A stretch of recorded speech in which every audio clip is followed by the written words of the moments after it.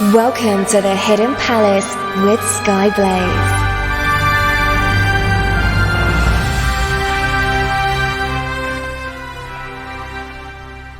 Good morning, afternoon, evening, or night, wherever you are in the world. I am Skyblaze, and this is the Hidden Palace here on Radio SEGA. So, it's another odd one. I know this doesn't really surprise anyone coming from me, because this show is this show, and that's kind of what I do.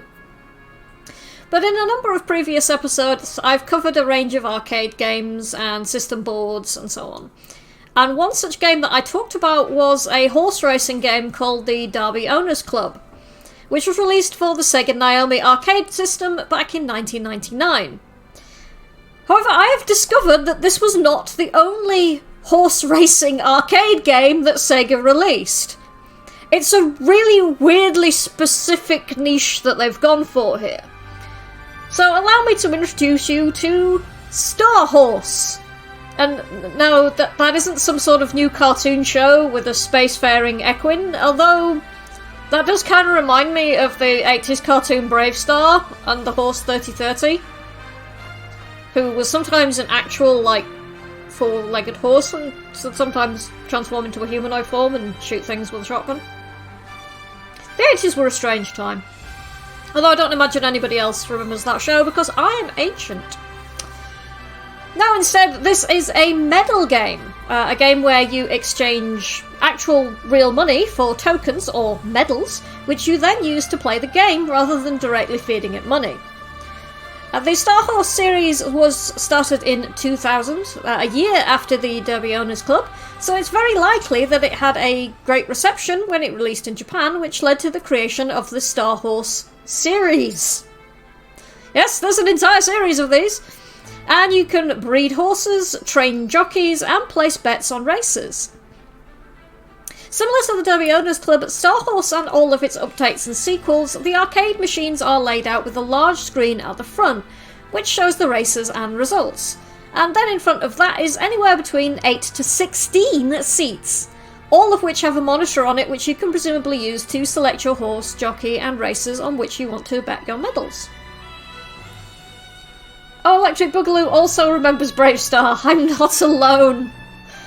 It was one of Filmation's products, I think. The people who produced He-Man and She-Ra back in ye olden days. Hello as well to Pocket O'Leary, Doan, TCB, Resident SD. I'm not sure who else is around. I think Nicholas Haman and Green Viper were around earlier. So, and hello to everybody else who's not yet commented. And Electric Boogaloo's found a Brave Star gif. Well done, Electric Boogaloo. I am impressed by your skills. Your mad skills. It's one of Filmation's last productions. I didn't know that. I know bits and pieces about Filmation, but not, in detail. Right, so... let's have some music then. So from Starhorse 4, this is New Stable Opening, requested by our glorious leader Green Viper 8. And then after that, we have from... because I said people you can just request music from racing games, because I wouldn't expect you to know a lot about music from a horse racing game. So from Test Drive Le Mans, we have Music C5, that was requested by Electric Boogaloo. So... enjoy those, and I'll speak to you after the break, where I will talk to you a bit more about the Starhorse games and how you play them.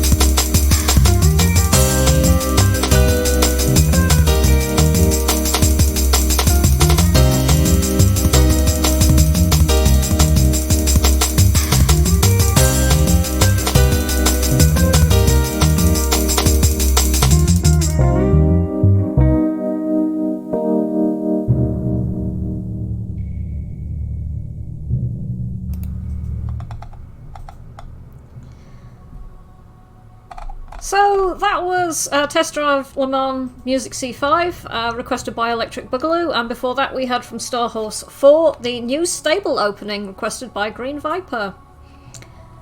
And the Discord chat has decided they're going to start torturing me, apparently. With endless horse puns. I'm considering either shutting Discord or stopping the show and walking away before I go screamingly mad. Are you all finished? Have you had enough yet? Can I actually continue the show? Oh dear. Anyway, as the Starhorse game series and medal games in general have progressed, so has the manner in which you convert your money to medals. Before, you'd be given a stack of medals, actual physical discs. But now you can do so digitally using Sega's AME cards, or AME cards, or AME cards. I'm not sure how you're supposed to pronounce that. I'm going to go with AME cards. These also double up as your memory card, as they retain information on your score, game progress, and other such details. When you first start up Starhorse for the first time, you'll need to make a jockey, giving them a name and a customised uniform for racing in. You will also be given a horse, both of which you can start training. While they are busy going through whatever training regime you have selected, you can then start looking at placing bets on other racers, in the hopes of making some extra money with which you can purchase items that can then help improve your training efforts further. Once you feel that your horse and jockey are up to the challenge, you can start placing them in races yourself. In the beginning, it's best to start in the lower ranked races, so as you progress you can get them better trained, or you can place them out to stud so you can breed a better horse. You can then work your way up to bigger and better races, with hopefully bigger payouts if you finish with a high enough position.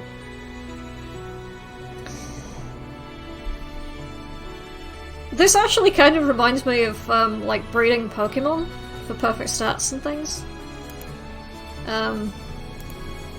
Because it's not the sort of mechanic that tends to show up in games a lot. I mean, the only other example I can think of is Chocobo breeding for Final Fantasy VII.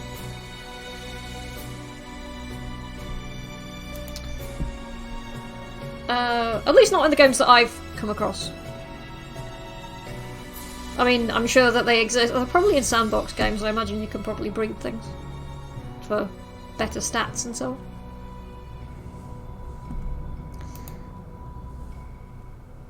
Right, let's have some more music then.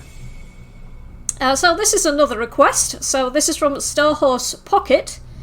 Because yes, that is a thing that exists. I'll cover that later. And this is called Race Card List, SWBC, and this one requested by Nicholas Haman, our Demon Lord of the Radio Sega playlist. And then from F0GX, this is the cover of Big Blues theme.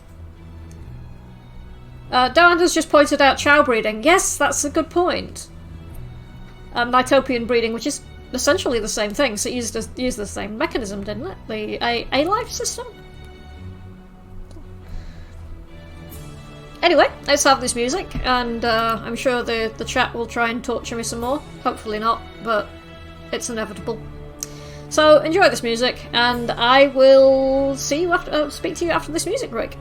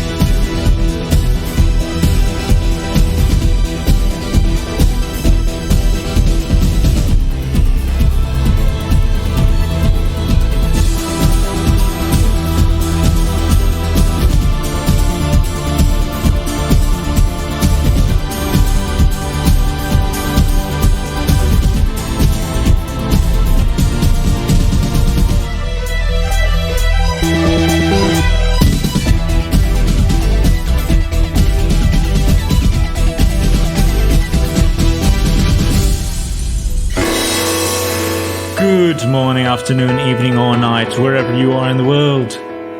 This is Nicolas Aman, the demon ruler of the Radio Sega playlist, and you're listening to The Hidden Palace.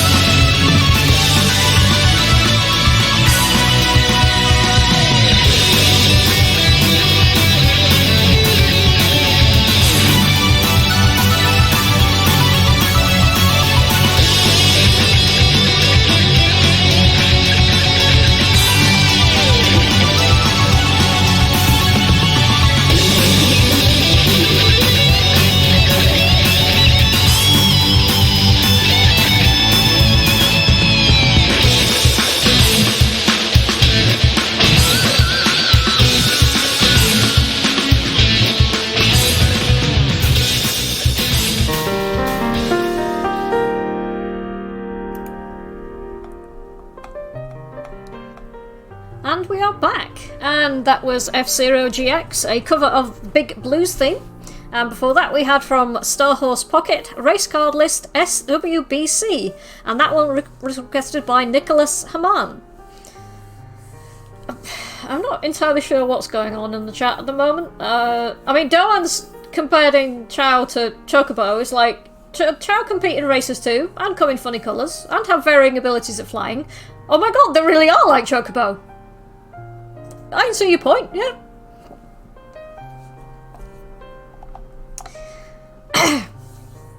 Now then, I mentioned this was a series of games, and while this is true, there have only actually been 4 arcade games. However, each game has a number of updates, or seasons, which provide updated stats for horses. And from what I was able to find, these games use information on actual real-life horse races to provide more variety to the races that you take part in or bet on. The first Starhorse game seasons consisted of Starhorse, Starhorse 2001, 2002, Starhorse Progress, and in 2009 they had Starhorse Progress Returns. Starhorse 2 was a little more inventive with the names such as Starhorse 2 New Generation, Starhorse 2 Second Fusion, Third Evolution, Fourth Ambition, Fifth Expansion, and Final Destination. Hang on. Had they not heard of the horror films under that same name? Although I guess it's possible the horror films were called something different in Japan. But yeah, that's... I have a concern about death coming for horses. But, you know...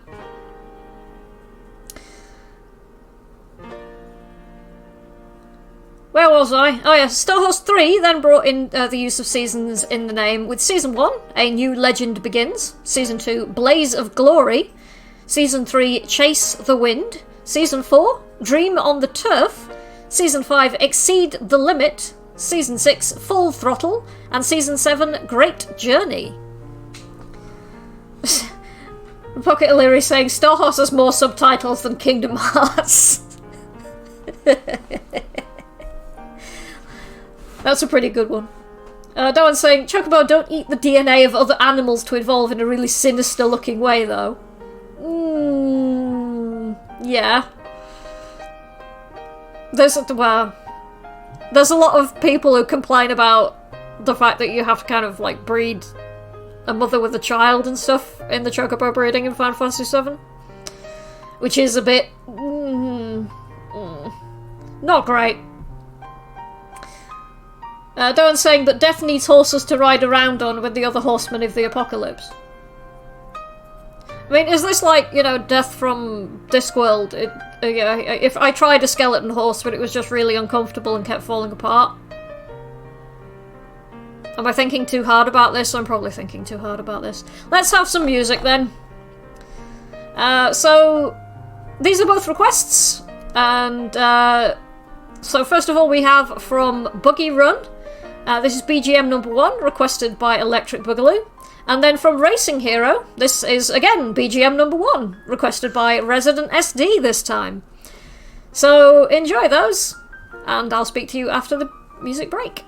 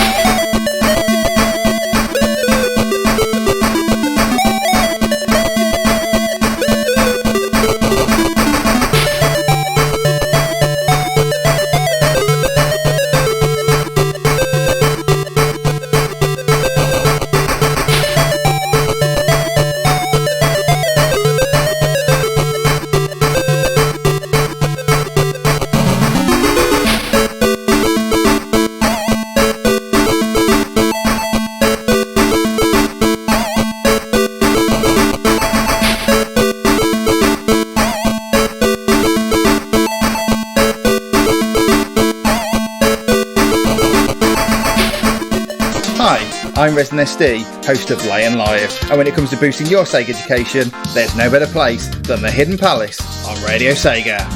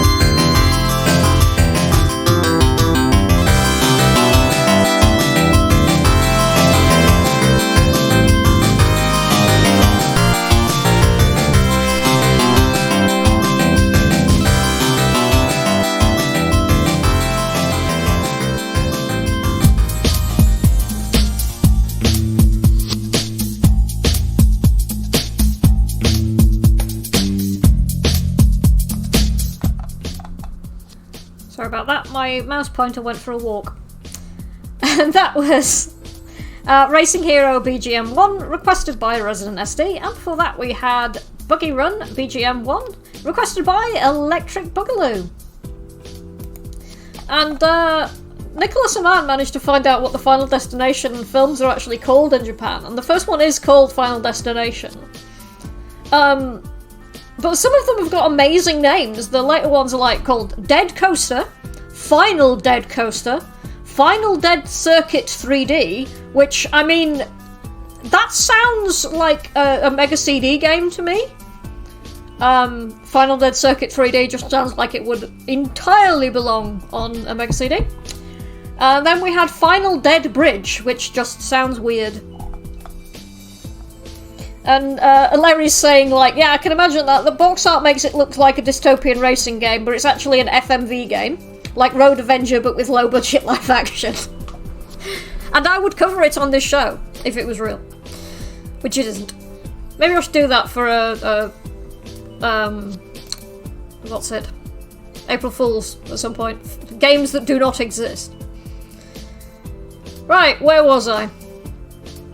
Ah yes, the latest addition to the series was Starhorse 4, and that came out in, wait for it, 2019. And despite it being the most recent game of the series to come out, I've not actually been able to find out a huge amount about it. The most I can really tell you is that it has adjustable seats and screens, and from the images the seat looks not too far off the sort of thing that you'd expect on a gaming PC chair, the kind of like racing seat type affair. One final thing that relates to the Starhorse series, the mobile version, Starhorse Pocket. This operates similarly to the arcade games, although I'm not sure if it's free to play with like microtransaction mechanics, like most mobile games. Although I can confirm that they do events where you can get extra in-game currency. One of the events has or had the chance for you to win stickers found within in-game treats, similar to those from the Bikuri Man games, which I mentioned in my episode with the Dreamcast and the Neo Geo Pocket Color. So the fact that it's Starhorse Pocket and Pocket... Oh, no, never mind. But yeah, Nicholas Aman pointed out before the show that the Starhorse Pocket actually uses music from the previous editions of the games in a lot of its background music, which is pretty nice because a lot of mobile games have got really like boring soundtracks. I guess because a lot of people play it with sound off, but yeah. And Pocket O'Leary's saying trying to come up with fake games that sound real could be fun. If you want to like crowdsource this, then like by all means, like email me or like tweet me or DM me your ideas for that. Doan's saying we need to see the ultimate crossover, Fantasy Star Horse. Oh dear. Which racing game was it where you can play as a horse? I can't remember, and that's going to bug me.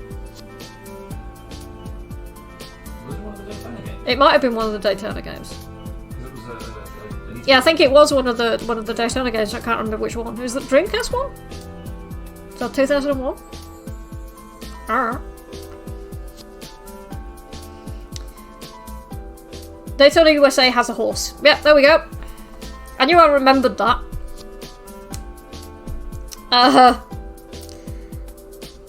What is it with Sega and horses? I just... Oh, it's on the Saturn, right. Okay, I thought it was on the Dreamcast. I misremembered that, obviously. Let's have some more music before things get any stranger. So, from Starhorse 4, this track is called A Monster Is Born. And then, because this is an episode tenuously related to the racing game genre, we have from Initial D, Fever Nova. Enjoy.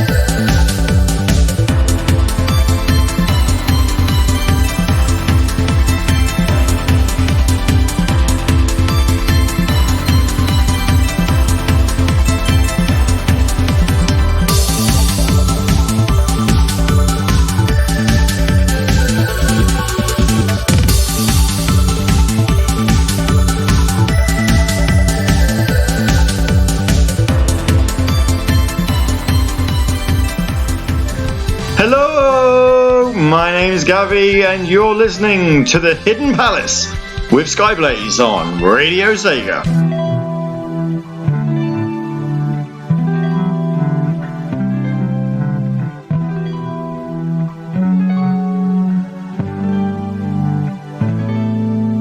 I just want to tell you about the dreams of your life, and I wanna make you create one tonight.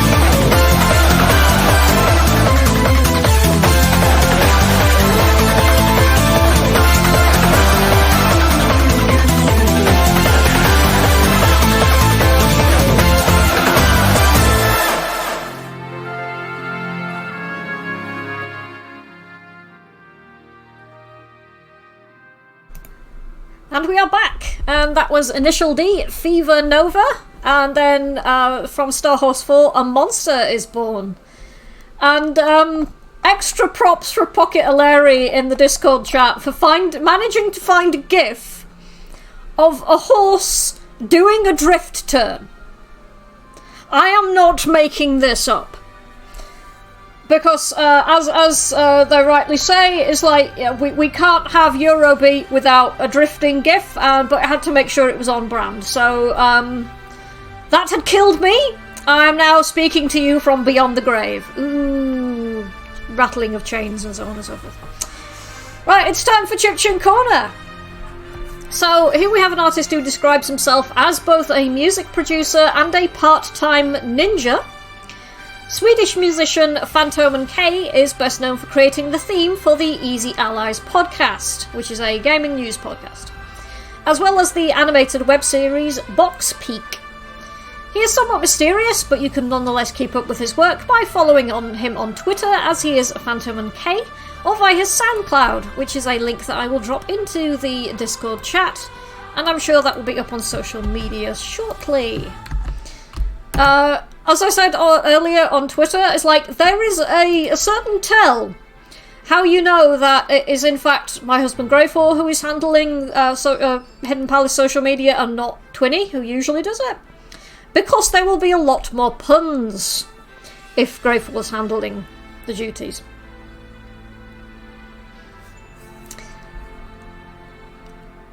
But yeah, link to the SoundCloud is now on the Discord chat, and you can find it up on the Radio Sega Twitter feed. And this is from Phantom & K, Jump Up and Bounce Down. Have a listen, let me know what you think, and be sure to check out his SoundCloud if you like the sound. I'll be back after this to close out the show.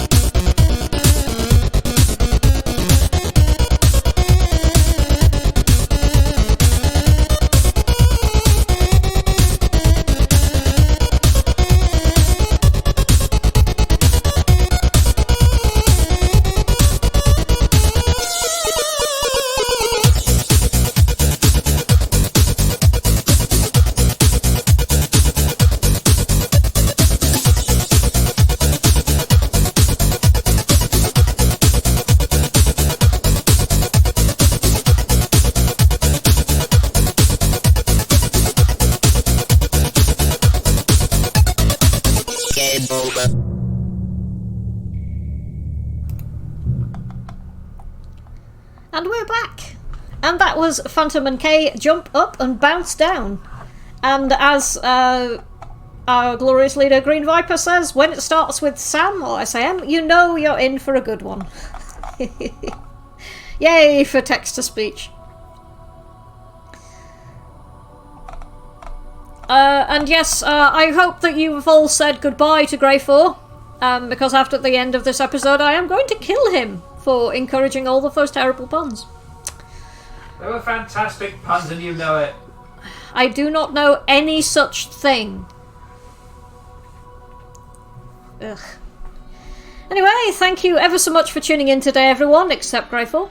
As usual, if you have any ideas for future topics, you can contact me via Discord, where I am Skyblaze42, #5499, or you can reach me on Twitter, where I am @BlazingSkies, or you can contact me through the official Radio Sega Facebook and Twitter pages. I'm afraid I am not going to be around next week because I'm going to be at a friend's birthday celebration. I shall be back the week after that for more strange and obscure Sega facts. Not sure what I'm going to cover yet, but I'm sure I'll think of something. Or you can suggest stuff, as I said. And now I'm going to be extremely... I'm going to misbehave and play a non-Sega track on Radio Sega. But I've been Skyblaze, and this has been The Hidden Palace here on Radio Sega. Enjoy this final track. Take care, and good night.